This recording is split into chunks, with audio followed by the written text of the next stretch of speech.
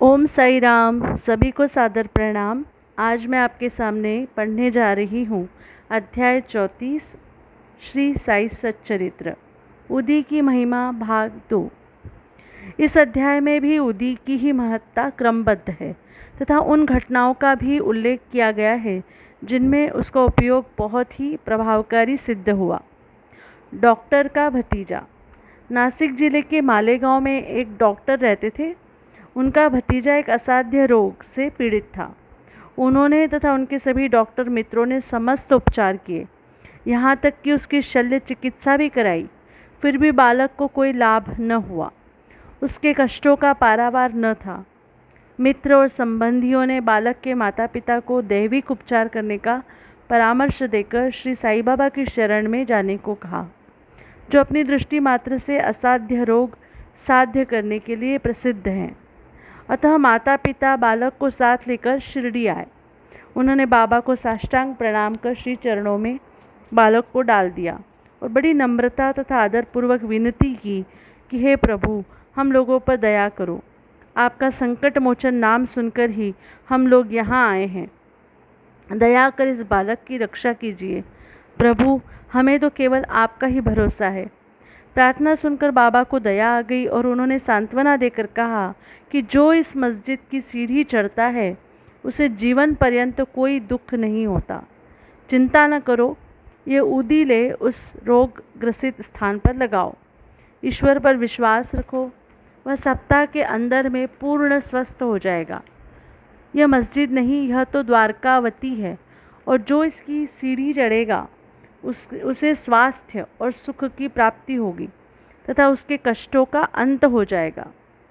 बालक को बाबा के सामने बिठाया गया। वे उस रोगग्रस्त स्थान पर अपना हाथ फेरते हुए दयापूर्ण दृष्टि से बालक की ओर निहारने लगे। रोगी अब प्रसन्न रहने लगा और उदी के लेप से बालक थोड़े समय में ही स्वस्थ हो गया। माता पिता अपने को बाबा का ऋणी और कृतज्ञ मानकर बालक को लेकर शिरडी से चले गए। यह लीला देखकर बालक के काका, जो डॉक्टर थे, महान आश्चर्य हुआ तथा उन्हें भी बाबा के दर्शनों की तीव्र उत्कंठा हुई। इसी समय जब वे कार्यवश बम्बई जा रहे थे तभी मालेगांव और मनमाड़ के निकट किसी ने बाबा के विरुद्ध उनके कान भर दिए। इस कारण वे शिरडी जाने का विचार त्याग कर सीधे बम्बई चले गए। वे अपनी शेष छुट्टियां अलीबाग में व्यतीत करना चाहते थे, परंतु बम्बई में उन्हें लगातार 3 रात्रियों तक एक ही ध्वनि सुनाई पड़ी कि क्या अब भी तुम मुझ पर अविश्वास कर रहे हो। तब डॉक्टर ने अपना विचार बदलकर शिरडी को प्रस्थान करने का निश्चय किया। बम्बई में उनके एक रोगी को सांसर्गिक ज्वर आ रहा था, जिसका तापक्रम कम होने का कोई लक्षण दिखाई न देने के कारण उन्हें ऐसा लग रहा था कि कहीं शिरडी की यात्रा स्थगित न करनी पड़े। उन्होंने अपने मन ही मन एक परीक्षा करने का विचार किया कि यदि रोगी आज अच्छा हो जाए तो कल ही मैं शिरडी के लिए प्रस्थान कर दूंगा। आश्चर्य है कि जिस समय उन्होंने ये निश्चय किया, ठीक उसी समय से ज्वर में उतार होने लगा और ताप क्रमशः सामान्य स्थिति पर पहुंच गया। तब वे अपने निश्चयानुसार शिरडी पहुँचे और बाबा का दर्शन करके उन्हें प्रणाम किया। बाबा ने उन्हें कुछ ऐसे अनुभव दिए कि वे सदा के लिए उनके भक्त हो गए। डॉक्टर वहाँ 4 दिन ठहरे और उदी तथा आशीर्वाद प्राप्त कर घर वापस आ गए। एक पखवाड़े में ही पदोन्नति पाकर उनका स्थानांतरण बीजापुर को हो गया। भतीजे की रोग मुक्ति ने उन्हें बाबा के दर्शनों का सौभाग्य दिया तथा शिरडी की यात्रा ने उनकी श्री साई के चरणों में प्रगाढ़ प्रीति उत्पन्न कर दी। डॉक्टर पिल्ले। डॉक्टर पिल्ले बाबा के एकनिष्ठ भक्त थे। इसी कारण वे उन पर अधिक स्नेह रखते थे और उन्हें सदा भाऊ कहकर पुकारते तथा हर समय उनसे वार्तालाप करके प्रत्येक विषय में परामर्श भी लिया करते थे। उनकी सदैव यही इच्छा रहती कि बाबा के समीप में ही बने रहें। एक बार डॉक्टर पिल्ले को नासूर हो गया। वे काका साहेब दीक्षित से बोले कि मुझे असह्य पीड़ा हो रही है और मैं अब इस जीवन से मृत्यु को अधिक श्रेयस्कर समझता हूँ। मुझे ज्ञात है कि इसका मुख्य कारण मेरे पूर्व जन्मों के कर्म ही हैं। जाकर बाबा से कहो कि वे मेरी यह पीड़ा आप दूर करें। मैं अपने पिछले जन्म के कर्मों को अगले 10 जन्मों में भोगने को तैयार हूँ। तब काका दीक्षित ने बाबा के पास जाकर उनकी प्रार्थना सुनाई। साईं तो दया के अवतार ही हैं। वे अपने भक्तों को कष्ट में कैसे देख सकते थे। उनकी प्रार्थना सुनकर उन्हें भी दया आ गई और उन्होंने दीक्षित से कहा कि पिल्ले से जाकर कहो कि घबराने की ऐसी कोई बात नहीं। कर्मों का फल 10 जन्मों में क्यों भुगतना पड़ेगा, केवल 10 दिनों में ही गत जन्मों के कर्मफल समाप्त हो जाएंगे। मैं तो यहाँ तुम्हें धार्मिक और आध्यात्मिक कल्याण देने के लिए ही बैठा हूँ। प्राण त्यागने की इच्छा कदापि न करनी चाहिए। जाओ, किसी की पीठ पर लाद कर उन्हें यहाँ ले आओ। मैं सदा के लिए उनका कष्टों से छुटकारा कर दूंगा। तब उसी स्थिति में पिल्ले को वहाँ लाया गया। बाबा ने अपने दाहिनी और उनके सिरहाने अपनी गादी देकर सुख से लेटाकर कहा कि इसकी मुख्य औषधि तो यह है कि पिछले जन्मों के कर्मफल को अवश्य ही भोग लेना चाहिए, ताकि उनसे सदैव के लिए छुटकारा हो जाए। हमारे कर्म ही सुख दुख के कारण होते हैं, इसलिए जैसे भी परिस्थिति आए उसी में संतोष करना चाहिए। अल्लाह ही सबको फल देने वाला है और वही सबका रक्षण करता है। ऐसा विचार कर सदैव उनका ही स्मरण करो, वे ही तुम्हारी चिंता दूर करेंगे। तन मन धन और वचन द्वारा उनकी अनन्य शरण में जाओ, फिर देखो कि वे क्या करते हैं। डॉक्टर पिल्ले ने कहा कि नाना साहब ने मेरे पैर में एक पट्टी बांधी है, परंतु मुझे उससे कोई लाभ नहीं पहुंचा। नाना तो मूर्ख है, बाबा ने कहा। वह पट्टी हटाओ, नहीं तो मर जाओगे। थोड़ी देर में ही एक कौवा आएगा और वह अपनी चोंच इसमें मारेगा, तब तुम शीघ्र ही अच्छे हो जाओगे। जब यह वार्तालाप हो ही रहा था कि उसी समय अब्दुल, जो मस्जिद में झाड़ू लगाने तथा दियाबत्ती आदि स्वच्छ करने का कार्य करता था, वहाँ आया। जब वह दियाबत्ती स्वच्छ कर रहा था तो अचानक ही उसका पैर डॉक्टर पिल्ले के नासुर वाले पैर पर जा पड़ा। पैर तो सूजा हुआ था ही, और फिर अब्दुल के पैर से दबा तो उसमें से नासुर के 7 कीड़े बाहर निकल पड़े। कष्ट असहनीय हो गया और डॉक्टर पिल्ले उच्च स्वर में चिल्ला पड़े, किंतु कुछ समय के बाद वे शांत होकर गीत गाने लगे। तब बाबा ने कहा, देखा भाऊ, अब अच्छा हो गया है और गाना गा रहा है। गाने के बोल थे, करम कर मेरे हाल पर तू करीम, तेरा नाम रहमान है और रहीम, तू ही दोनों आलम का सुल्तान है, जहाँ में नुमाया तेरी शान है, फना होने वाला है सब कारोबार, रहे नूर तेरा सदा आशिकार, तू आशिक का हरदम मददगार है। फिर डॉक्टर पिल्ले ने पूछा कि वह कौवा कब आएगा और चोंच मारेगा। बाबा ने कहा, अरे क्या तुमने कौवे को नहीं देखा? अब वह नहीं आएगा। अब्दुल, जिसने तुम्हारा पैर दबाया, वही कौवा था। उसने चोंच मारकर नासुर को हटा दिया। अब वह फिर से क्यों आएगा? अब जाकर वाड़े में विश्राम करो, तुम शीघ्र ही स्वस्थ हो जाओगे। ऊदी लगाने और पानी के साथ पीने से बिना किसी औषधि या चिकित्सा के वे 10 दिनों में ही निरोग हो गए, जैसा कि बाबा ने उनसे कहा था। श्यामा के छोटे भाई की पत्नी भयाहू। सावली विहीर के समीप श्यामा के छोटे भाई बापाजी रहते थे। एक बार उनकी पत्नी को गिल्टियों वाला प्लेग हो गया। उससे ज्वर हो आया और उसकी जांघ में प्लेग की 2 गिल्टियाँ निकल आई। बापाजी दौड़कर श्यामा के पास आए और सहायता के लिए चलने को कहा। श्यामा भयभीत हो उठे।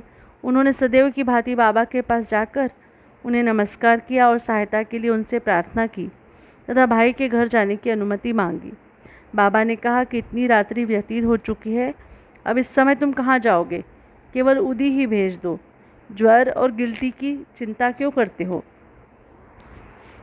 भगवान तो अपने पिता और स्वामी हैं, वह शीघ्र ही स्वस्थ हो जाएगी। अभी मत जाओ, प्रातःकाल जाना और शीघ्र ही लौट आना। श्यामा को तो उस मृत संजीवनी ऊदी पर पूर्ण विश्वास था। उसे ले जाकर उसके भाई ने थोड़ी सी ऊदी गिल्टी और माथे पर लगाई और कुछ जल में घोलकर रोगी को पिला दी। जैसे ही उसका सेवन किया, वैसे ही पसीना प्रवाहित होने लगा, ज्वर मंद पड़ गया और रोगी प्रगाढ़ निद्रा में निमग्न हो गया। दूसरे दिन बापाजी ने अपनी पत्नी को स्वस्थ देखकर बड़ा आश्चर्य प्रकट किया कि न तो ज्वर है और न गिल्टी का कोई चिन्ह है। दूसरे दिन जब श्यामा बाबा की आज्ञा प्राप्त कर वहाँ पहुँचे तो अपने भाई की स्त्री को चाय बनाते देखकर उन्हें बड़ा आश्चर्य हुआ। अपने भाई से पूछताछ करने पर उन्हें पता चला कि बाबा की उदी ने एक रात्रि में ही रोग को समूल नष्ट कर दिया है। तब श्यामा को बाबा के शब्दों का मर्म समझ में आया कि प्रातःकाल जाओ और शीघ्र लौट कर आओ। चाय पीकर श्यामा लौट आया और बाबा को प्रणाम करने के पश्चात कहने लगा कि देवा, यह क्या नाटक है? पहले बवंडर उठाकर हमें अशांत कर देते हो, फिर हमारी शीघ्र सहायता कर सब ठीक ठाक कर देते हो। बाबा ने उत्तर दिया कि तुम्हें ज्ञात होगा कि कर्म पथ अति रहस्यपूर्ण है। यद्यपि मैं कुछ भी नहीं करता, फिर भी लोग मुझे ही कर्मों के लिए दोषी ठहराते हैं। मैं तो एक दर्शक मात्र ही हूँ। केवल ईश्वर ही एक सत्ताधारी और प्रेरणा देने वाले हैं। वे ही परम दयालु हैं। मैं न तो ईश्वर हूँ और न मालिक, केवल उनका एक आज्ञाकारी सेवक ही हूँ और सदैव उनका स्मरण किया करता हूँ। जो निरभिमान होकर अपने को कृतज्ञ समझकर उन पर पूर्ण विश्वास करेगा, उसके कष्ट दूर हो जाएंगे और उसे मुक्ति की प्राप्ति होगी। ईरानी कन्या। अब एक ईरानी भद्र पुरुष का अनुभव पढ़िए। उनकी छोटी कन्या घंटे घंटे पर मूर्छित हो जाया करती थी। उसके दांत कस जाते थे, उसके हाथ पैर ऐंठ जाते और वो बेहोश होकर भूमि पर गिर पड़ती थी। जब नाना प्रकार के उपचारों से भी उसे कोई लाभ न हुआ, तब कुछ लोगों ने उसे ईरानी से बाबा की उदी की बहुत प्रशंसा की और कहा कि वह विले पार्ला में काका साहेब दीक्षित के पास से ही प्राप्त हो सकती है। तब ईरानी महाशय ने वहाँ से उदी लाकर जल में घोलकर अपनी बेटी को पिलाया। प्रारंभ में जो दौरे 1 घंटे के अंतर से आया करते थे, बाद में वे 7 घंटे के अंतर से आए और कुछ दिनों के पश्चात तो वह पूर्ण स्वस्थ हो गई। हरदा के महानुभाव। हरदा के एक महानुभाव पथरी रोग से ग्रस्त थे। यह पथरी केवल शल्य चिकित्सा द्वारा ही निकाली जा सकती थी। लोगों ने भी उन्हें ऐसा ही करने का परामर्श दिया। वे बहुत ही वृद्ध तथा दुर्बल थे और अपनी दुर्बलता देखकर उन्हें शल्य चिकित्सा कराने का साहस न हो रहा था। इस हालत में उनकी व्याधि का और इलाज ही क्या था। इसी समय नगर के इनामदार भी वहाँ आए हुए थे, जो बाबा के परम भक्त थे तथा उनके पास उदी भी थी। कुछ मित्रों के परामर्श देने पर उनके पुत्र ने उनसे कुछ उदी प्राप्त कर अपने वृद्ध पिता को जल में मिलाकर पीने को दी।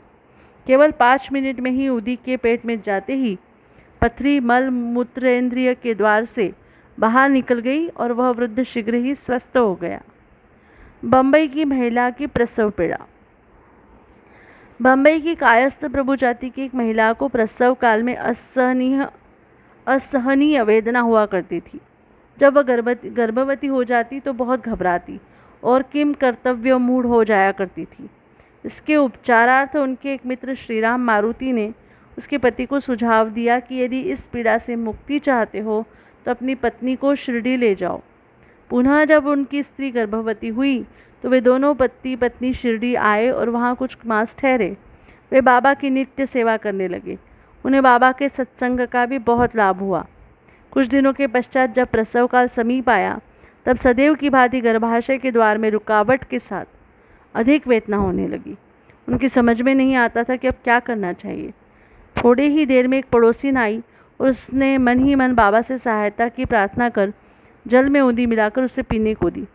तब केवल 5 मिनट में ही बिना किसी कष्ट के प्रसव हो गया। बालक तो अपने भाग्यानुसार ही उत्पन्न हुआ, परंतु उसकी माँ की पीड़ा और कष्ट सदा के लिए दूर हो गए। वे अपने को बाबा का बड़ा कृतज्ञ समझने लगे और जीवन पर्यंत उनके आभारी बने रहे। श्री सद्गुरु साईनाथ अर्पणमस्तु। शुभम भवतु।